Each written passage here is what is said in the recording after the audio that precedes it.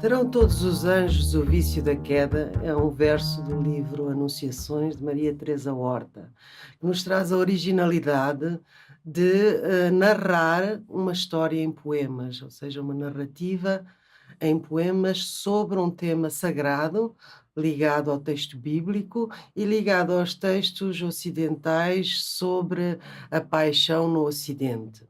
É um livro que, de certo modo, questiona o sagrado, tornando a figura de Maria uma figura humana, seduzida pelo apelo do anjo.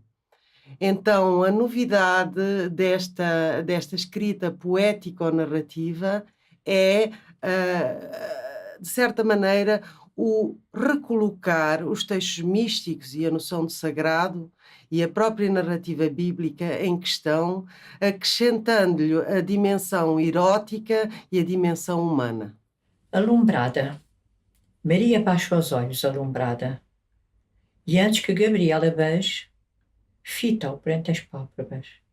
Encadeada com as suas asas, pergunta, com voz rasgada: nunca me deixas? Nunca me largas? Crueldade. Mesmo na sombra que toldou a sua vida, Maria nunca se turva. Frente à crueldade, está ciente. Não se curva. A minha intenção de escrever o conto zero, e o próprio título indica isso, né? Foi exatamente fazer um acerto de contas com a minha vida passada. À medida que a vida vai passando, eu tenho vontade de reter certas coisas que, do contrário, se perderiam. Então, eu vou lá desde a infância, passando por amores, né? Viagens, a rua de bairro.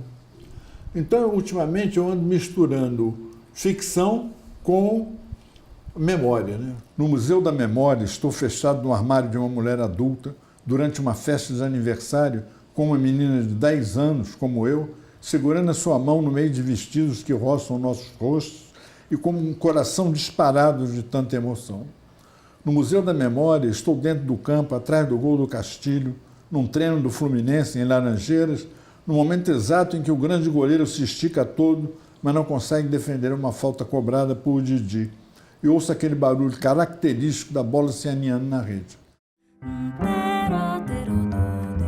Ana Teresa Pereira é uma autora já com um amplo leque de publicações de qualidade. Este seu romance Karen é uma obra em que as personagens vivem numa espécie de bruma misteriosa, a qual não só as envolve, mas sobretudo coloca Karen, a protagonista, num palco estranho, dolente, indefinido. Este romance dramatiza a personagem Karen nos termos da relação sempre problemática da memória e do esquecimento. Diálogo inscrito em nós enquanto duplos de nós próprios e das ambiguidades por que existimos nas circunstâncias da vida. Tal como em outros romances da autora, também aqui o leitor é colocado perante registros diversos da cultura artística, nomeadamente do cinema, da literatura e da pintura. Ele estava sentado numa mesa, num recanto quase escondido por uma estante, e modelava uma massa branca com as mãos compridas e ágeis. Tinha um daqueles rostos que a velhice revela, ossudos e graves. Samuel Beckett tinha um desses rostos. Quando a alma já está tão perto que é quase visível, a alma está tão perto como a de um animal. Nesse dia não trocámos mais que um leve cumprimento, mas comecei a passar naquela rua todas as tardes, quando voltava para o estúdio, com um saco de compras nos braços ou um ramo de flores do campo. Às vezes ele estava na porta a fumar um cigarro. Os meus anjos fumam e bebem café. E sorríamos um para o outro.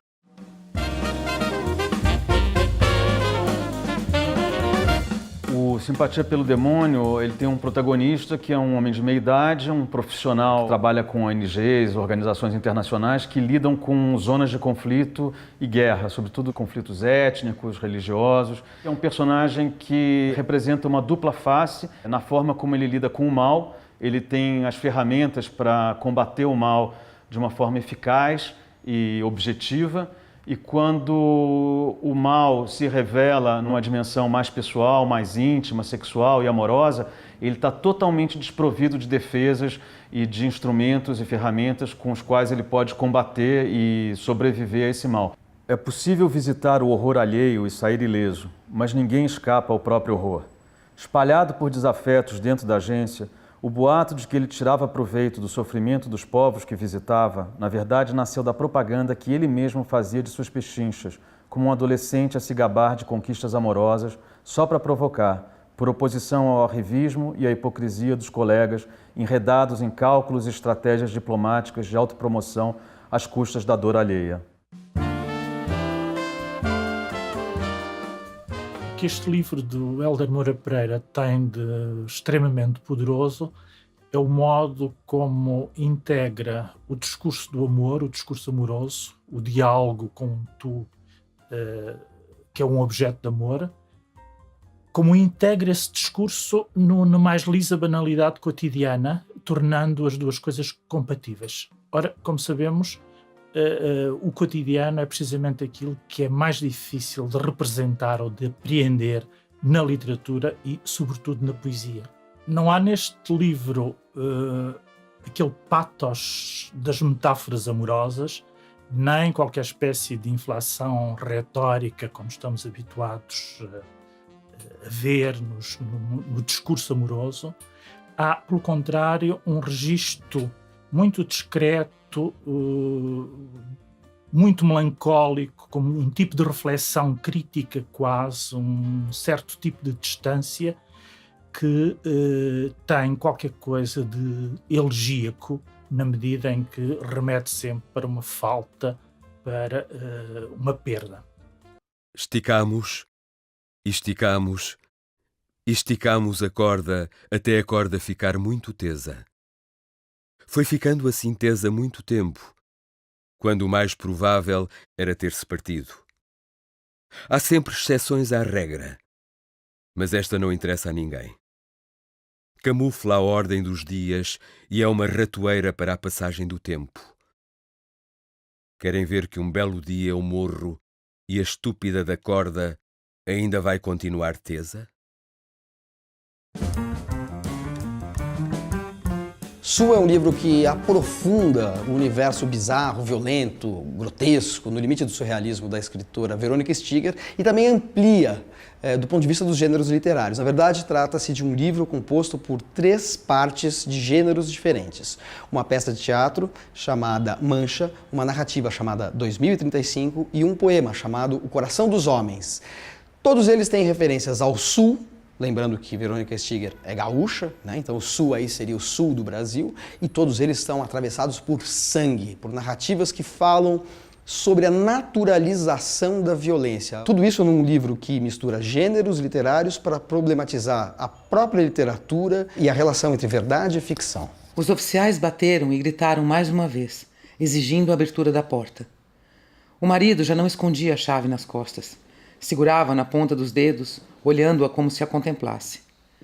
Num gesto repentino, abriu a porta e o casal, em suas esfarrapadas roupas de dormir, se viu subitamente cara a cara com os 2 oficiais em vestes cinza-chumbo. Estes últimos imediatamente corrigiram a postura e, impertigados, repetiram que haviam recebido ordens para conduzir Constância às comemorações. Um dos oficiais estendeu um papel timbrado para os pais, que não o leram. O oficial devolveu o papel ao bolso e explicou que Constância seria a atração principal das comemorações e que eles deveriam levá-la o quanto antes, porque, do contrário, não haveria tempo para todos os preparativos, já que a festa começaria logo mais, às 10h30 da manhã, no horário exato em que Constância havia nascido.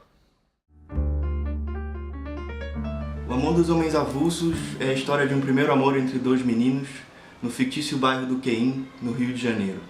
A trama se passa nos anos 70, sob a ditadura civil-militar no Brasil. Mais do que isso, o romance é uma experimentação formal com fotos, desenhos e documentos digitalizados da época. Enquanto eu escrevia, eu pedia aos futuros leitores que me enviassem o nome de seus primeiros amores. E essa lista se tornou a espinha dorsal do livro, uma espécie de álbum de retratos com memórias reais que dão realidade e solidez às lembranças inventadas do protagonista. No começo, nosso planeta era quente, amarelento e tinha cheiro de cerveja podre. O chão era sujo de uma lama fervente e pegajosa. Os subúrbios do Rio de Janeiro foram a primeira coisa a aparecer no mundo. antes mesmo dos vulcões e dos cachalotes, antes de Portugal invadir, antes de o Getúlio Vargas mandar construir casas populares. O bairro do Queim, onde nasci e cresci, é um deles. Aconchegado entre o Engenho Novo e Andaraí, foi feito daquela argila primordial que se aglutinou em diversos formatos. Cães soltos, moscas e morros, uma estação de trem, amendoeiras e barracos e sobrados, botecos e arsenais de guerra, armarinhos e bancas de jogo do bicho e um terreno enorme reservado para o cemitério. Mas tudo ainda estava vazio. Faltava gente. Não se pode morar nos olhos de um gato. É um segundo romance de uma escritora que foi jornalista durante largos anos e uma excelente jornalista. Ela cria neste livro uma situação de confinamento de um grupo de pessoas que vinham a bordo de um barco negreiro, no momento em que a escravatura já estava proibida. Vêm a bordo não só os escravos, mas também pessoas de diferentes classes sociais, e é no espaço de confinamento da ilha, em grandes dificuldades, com muitos problemas, estas pessoas, no fim do livro, têm uma relação completamente diferente da que tinham no início. Brígida não viu nada, apenas ouviu. A pele do cão a ser rasgada por mandíbulas vorazes, os ossos triturados com o animal ainda vivo, escortejado pelos lobos, raivosos de fome e do ódio ancestral entre espécies irmãs que em tempos remotos seguiram caminhos diferentes. Uns mantiveram-se fiéis à sua natureza e tornaram-se orgulhosos párias, outros renunciaram à liberdade, subjugaram-se com submissão àqueles que, em troca da sua lealdade, mais vilanias contra eles cometiam, os traíam, moíam de pancada, torturavam, apedrejavam, os prendiam com meio metro de corda, uma vida inteira, 3 passos para a frente, os membros para trás, esganados por uma coleira, pontas de orelhas roídas pelas moscas, e depois entregavam-nos às feras, se fosse preciso. Nunca se perdoa uma traição de sangue.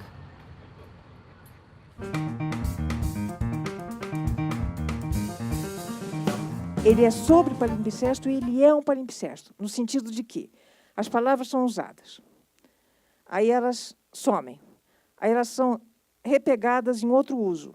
Então elas têm um rastro daquilo que foi, mas que não é mais. Mudou o contexto, mudou o significado. Essa ida para a tona de palavras que já foram usadas e que estão vazias. Então é um jogo entre tracinhos que ficaram e vazios. O livro inteiro é construído como palimpsesto na forma. Então, sim, eu tenho a preocupação formal. Agora, ela só me serve enquanto ela serve para eu dizer o melhor que eu posso, o que eu tenho a dizer. Está escuro e tenho frio nas pernas. No entanto, é verão. Outra vez. Deve ser psicológico. Perna psicológica. Faço hora, o que pode ser dito de muitos outros momentos da minha vida. Mas nessa hora que faço, vou contar uma história que não sei bem como é. Não vivi, não vi, mal ouvi. Mas acho que foi assim mesmo. E posso dizer a mesma coisa de outras histórias, dessas que às vezes conto. Lola e João. Acaba de acabar. Então é isso. Verão outra vez, Rio de Janeiro outra vez, e vou começar. Pelo casamento. O casamento. É o começo mais fácil que consigo arranjar. Aquele negócio de sempre. Tule, glacê e muita emoção aqui para o fotógrafo. O romance Machado não é um projeto recente na minha vida. Desde sempre eu leio e admiro Machado de Assis, nosso grande mestre. E escolhi o período final da sua vida. Qual a razão? Simples. É o período menos conhecido da vida e da obra de Machado de Assis. Sua esposa morre em 1904. Ele passa a viver sozinho, com 2 empregadas, no chalé do Cosme Velho. A solidão se acentua. Ele tem como amigo o filho de José de Alencar, Mário de Alencar, e também se acentuam as crises epilépticas. Se a convulsão se anuncia pela fosforescência de bicos de gás que se apagam e se acendem, riscando com traços dourados e multicoloridos o ambiente, como fogos de bengala, se anuncia pelas faces repentinamente pálidas e pela tonteira que se lhe segue, pelos braços doloridos ou pelos dedos crispados ou pelas unhas que causam ferimentos nos braços da boa alma que acode o convulsivo, se anuncia pela perda de coerência na fala, pela boca de lábios agigantados, cuja saliva ganha tal massa que a gosma esbranquecida força os dentes, transpõe os lábios, tendo de ser escarrada no lenço, o enfermo busca alguma figura amiga à vista e dela se aproxima cambaleando.